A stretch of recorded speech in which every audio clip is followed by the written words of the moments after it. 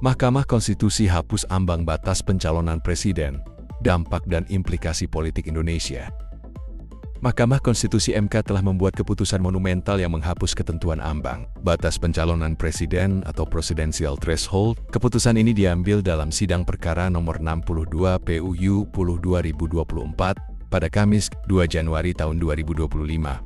Keputusan tersebut menyatakan bahwa Pasal 222 Undang-Undang Nomor 7 Tahun 2017 tentang Pemilihan Umum bertentangan dengan Undang-Undang Dasar 1945 dan tidak memiliki kekuatan hukum mengikat. Berikut adalah analisis mendalam mengenai keputusan ini, dampaknya terhadap sistem politik Indonesia, serta implikasi bagi pemilu mendatang.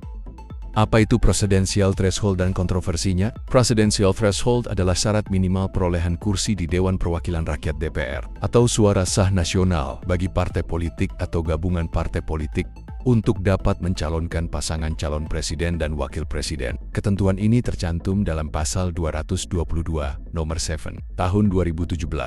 Pasangan calon diusulkan oleh partai politik atau gabungan partai politik peserta pemilu yang memenuhi persyaratan perolehan kursi paling sedikit 20% dari jumlah kursi DPR, atau memperoleh 25% dari suara sah secara nasional pada pemilu anggota DPR periode sebelumnya. Ketentuan ini telah lama menuai kontroversi. Banyak pihak menilai aturan ini membatasi hak konstitusional warga negara untuk mencalonkan pemimpin. Sistem threshold juga dianggap mempersempit pilihan rakyat karena hanya partai besar yang dapat mengusung calon, sementara partai kecil kehilangan kesempatan.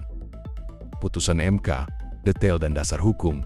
Dalam amar putusan yang dibacakan Ketua MK, Suhartoyo, disebutkan bahwa pengusulan pasangan calon presiden dan wakil presiden tidak lagi didasarkan pada persentase jumlah kursi DPR atau suara sah secara nasional. Norma Pasal 222 Undang-Undang Pemilu dinyatakan inkonstitusional karena bertentangan dengan prinsip demokrasi dan hak asasi manusia yang diatur dalam Undang-Undang Dasar ke-1945.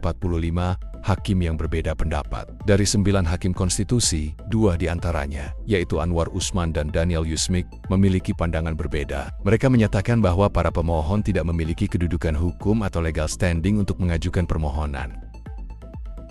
Keputusan ini lahir dari gugatan yang diajukan oleh 4 pemohon, yaitu Enika Maya Octavia, Rizky Maulana Syafiei, Faisal Nasirul Haq, dan Salis Khairul Fatnah.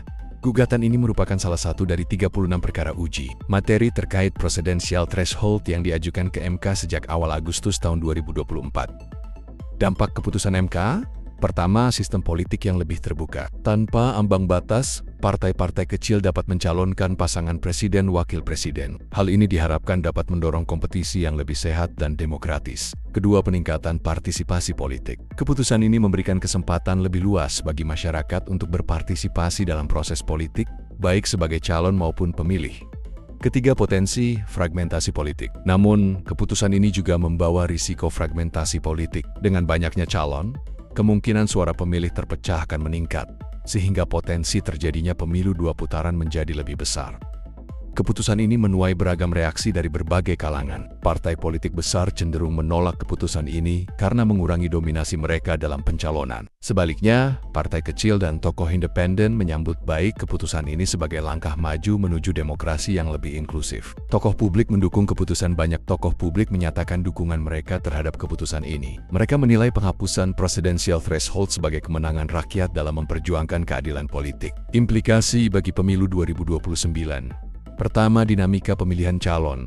Tanpa batasan threshold, lebih banyak calon presiden wakil presiden yang dapat muncul, memberikan rakyat lebih banyak pilihan. Kedua, perubahan strategi kampanye. Partai politik harus menyesuaikan strategi kampanye mereka untuk menghadapi kompetisi yang lebih terbuka. Ketiga, potensi konflik hukum baru. Keputusan ini dapat memicu konflik hukum baru jika partai besar mencoba mencari celah untuk mempertahankan dominasinya.